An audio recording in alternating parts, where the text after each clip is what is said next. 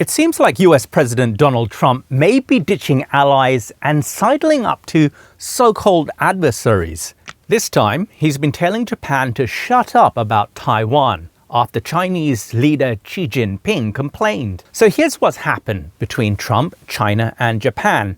And it's got a lot of people talking. Picture this, okay? Japan's Prime Minister Sanae Takaichi makes some tough comments about Taiwan. She basically said if China ever attacked Taiwan, Japan might very well jump in to help defend it. Well, that's really ticked off Xi Jinping, China's leader. A few days later, Xi gets on the phone with Trump. According to people who know about the call, Xi was not happy. He spent about half of their hour-long conversation just going on and on about how Taiwan belongs to China and how America and China need to help stabilize the world order together. Here's where it gets really interesting. That same day, Trump calls up the Japanese Prime Minister. He tells her she should probably tone it down when talking about Taiwan and China. Don't make waves with Beijing. Japanese officials weren't thrilled about this. They could see what was happening. Trump had just made a deal with China where Xi promised to buy a bucket load of American farm products, and Trump didn't want anything messing that up, especially not comments about Taiwan. When reporters asked Trump about his conversation with Japan, he said the US has a really good relationship with China, and that's good for Japan too, since they're America's ally. He mentioned how Xi is going to buy more soybeans and other farm products from American farmers, and anything that helps farmers helps him. Trump also said that they've made some great trade deals with Japan, China, South Korea, and a whole load of other countries.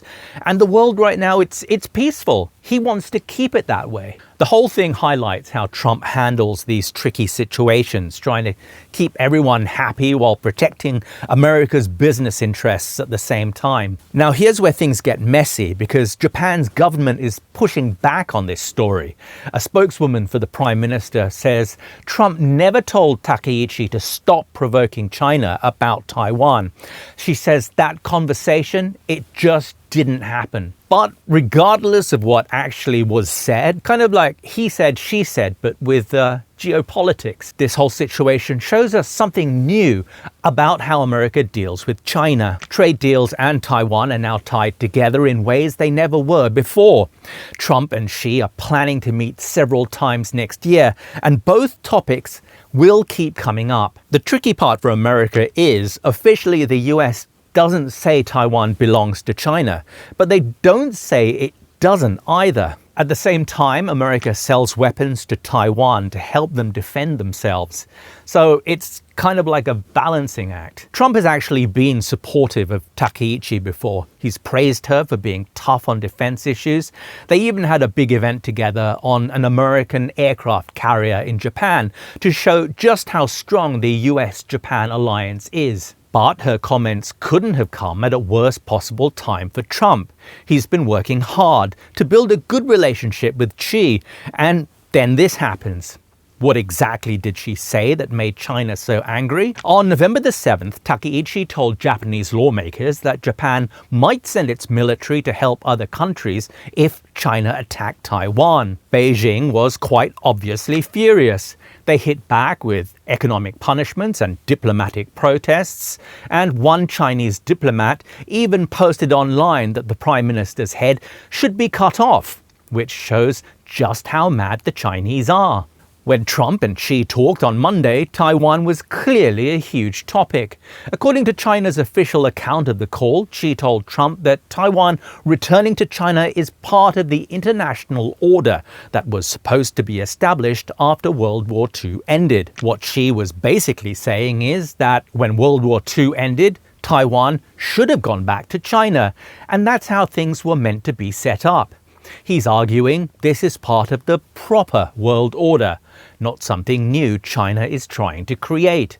According to someone who knows about the phone call, Trump did suggest that Takaichi dialed back her tough talk about Taiwan, but Trump understood her situation.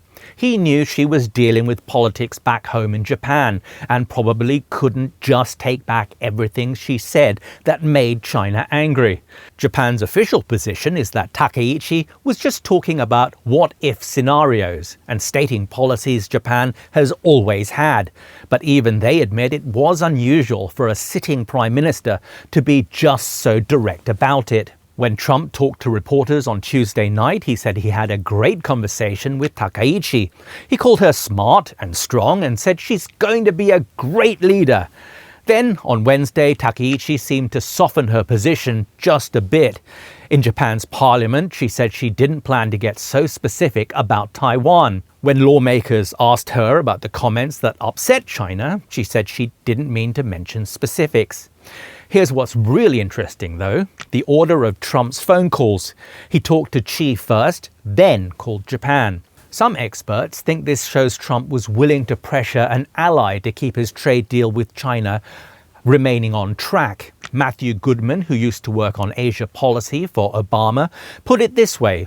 It's normal for a US president to talk to both Chinese and Japanese leaders, but the order of those calls is interesting and probably worried people in Tokyo.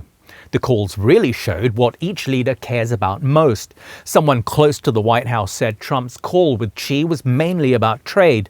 America is worried that China is dragging its feet on buying the soybeans they promised to purchase.